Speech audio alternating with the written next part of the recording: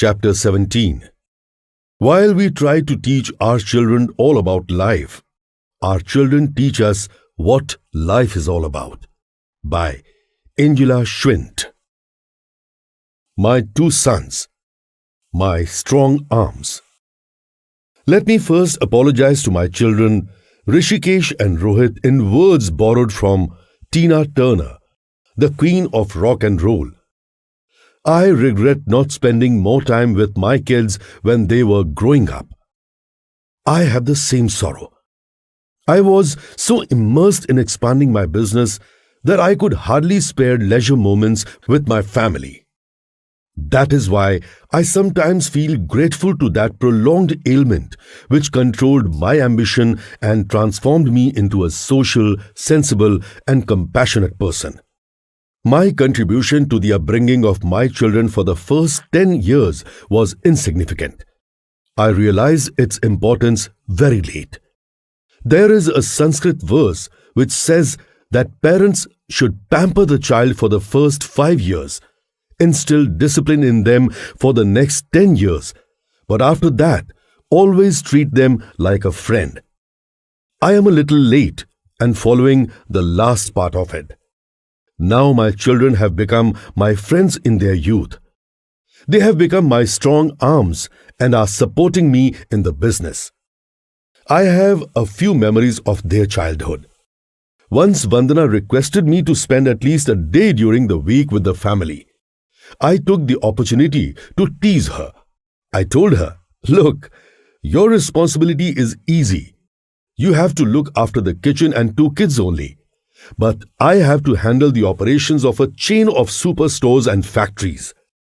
She smiled and replied, "Okay, if you feel the work of a housewife is that easy, let me give you an easy task. I have to make some purchases today. Take the children to the park and play with them. I will join you there after shopping."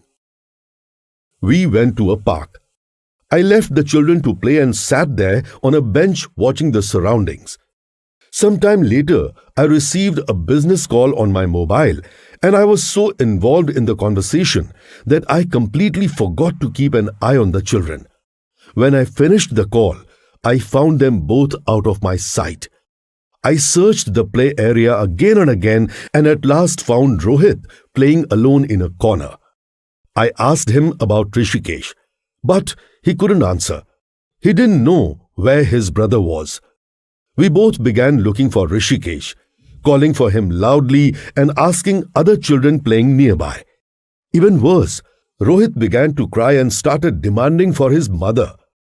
People gathered and started asking us what had happened. Some of them even began criticizing me for my negligence.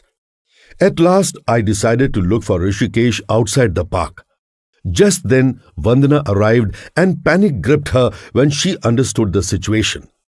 We decided to first search the entire route from the park to our home, in the hope that some gentleman might have dropped the child at the right address. When we went home, we found Rishikesh waiting for us outside the gate. We began to scold him, and he honestly told his mother that Baba was busy talking on his cell phone and he couldn't find Rohit either. He proudly declared that since he was lost in the park, he managed to find the way home all by himself. Thus, the truth came out and I had to listen to a sharp rebuke from Vandana. Now you must have understood that a mother's job is not that easy. I agreed wholeheartedly and proverbially ate my own words. I learned a lot of lessons of good parenting from my children. Rishikesh in his school days was a naughty and stubborn student. He would play a lot but was not serious about his studies. We had to change his schools for a couple of times. There was no improvement in him. We made every attempt to turn his attention towards study, but he remained unchanged. One year, he failed in mathematics. His teacher called us and gave only one chance of re-examination. When we scolded him for his failure, he began crying and started arguing with us. Finally, he threatened to stop studying. We were shocked with this behavior. Then one of his teachers advised us on how to develop a liking of studies in the child. We applied the technique and instead of castigating him, started a friendly dialogue with him. I personally took time from my work to teach him. After some days, there was a change observed in Rishikesh's attitude. He began to study seriously and in the re-examination got the highest marks. Later, he completed his B.Tech in business management with determination. I have witnessed his strong determination. Once he was not allowed to complete an adventure ride due to being overweight. He vowed to reduce his weight and consulted a dietitian and a fitness trainer. Under their guidance, he achieved his desired weight and a slim and healthy body in just 8 months. He never gave up on efforts and finally succeeded. My younger son Rohit is a sincere and a level-headed person. He also taught me an important business lesson. One year, our company created a series of TV advertisements to promote our brand in a big way. The theme of every advertisement was a housewife purchases products from Al-Adil stores and her children like them and ask her from where she had brought the products. The catchline of every advertisement was, "Mom, where is it from?" The ads were being played continuously in different time slots on various TV channels. But the response from the audience was disappointing. I was under pressure as our company had spent a huge amount on the promotion and the fear of failure began to weigh on me. One day, when our family was watching a program on television, suddenly our brand's advertisement appeared on the screen. After it was over, Rohit, who was a school student then, remarked, "Baba, what a useless advertisement we have created." I was shocked to hear his words and asked him who had said that. He replied that his classmates had said so. He suggested to me to broadcast the advertisement during a live telecast of any cricket match. I started thinking over it and found that he was telling the truth. We had in fact chosen the wrong time slots and wrong channels for our advertisements. Actually, our target audience was housewives and children. Hence, we should have chosen soap opera serials and cricket matches to show our advertisements. I immediately bought the appropriate time slots and witnessed a huge response from the audience. Children started reciting our catchline, making their moms laugh. It all happened because of the apt suggestion of my son.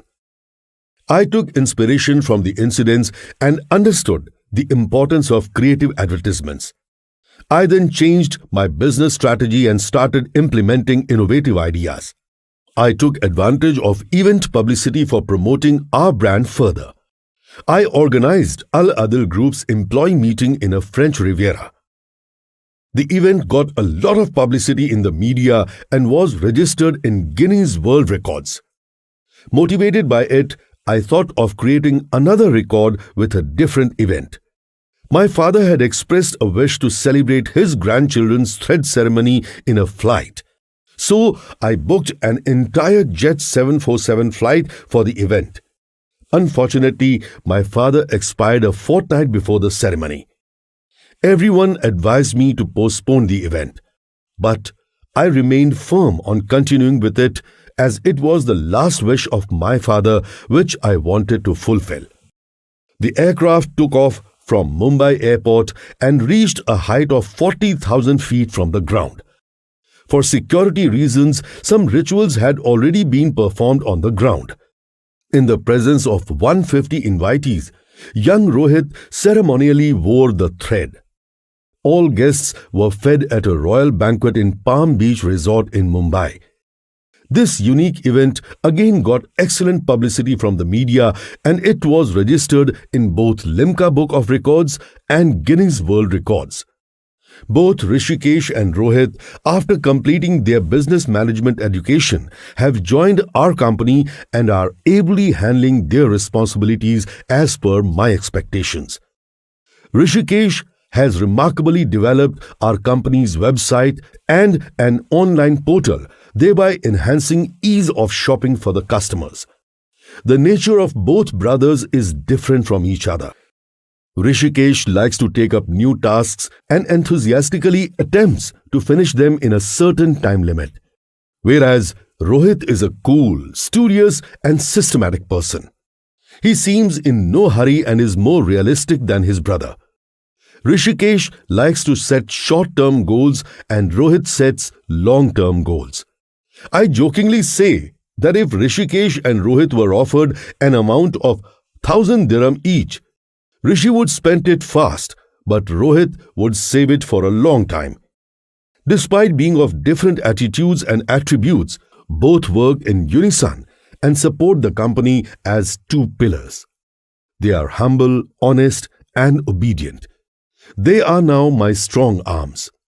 What else does a father want? I am sure they will take our Al Adil Trading Group to greater heights of success. I remember a quote of Friedrich Schiller. It is not flesh and blood, but heart which makes us fathers and sons. My sons, you have made me a proud father. I love you and bless you from the bottom of my heart. The most important thing is to enjoy your life, to be happy. It's all that matters. By Audrey Hepburn.